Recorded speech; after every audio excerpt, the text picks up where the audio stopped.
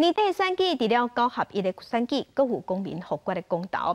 其中公投法内底是规定讲，会当是以无在职投票的方式来转票。民间团体20分就开记者会，提出甘肃收容人的请愿书，表达伊嘛想要转票的心愿。乐乐长的名单顶头所代表的是每一个满20岁的收容人想要参加投票的心愿。甘肃关注小组今仔日前往中选会送出请愿书，希望政府会当重视收容人投票的权利，唔通牵拖。那这是宪法保障的一个基本权利哦。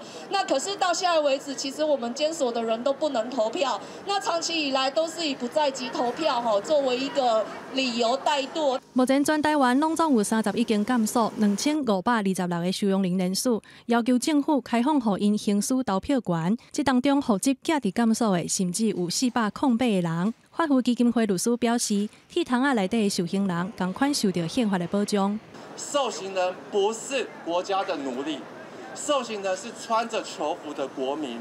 铁窗之内仍有宪法，也仍然适用同一部宪法。1126，我要投票，将收容人当当的寄望交予中选会人员，甘肃关注小组毋望这收容人的心声，政府会当听入去。记者麦尚英曾派文台北报道。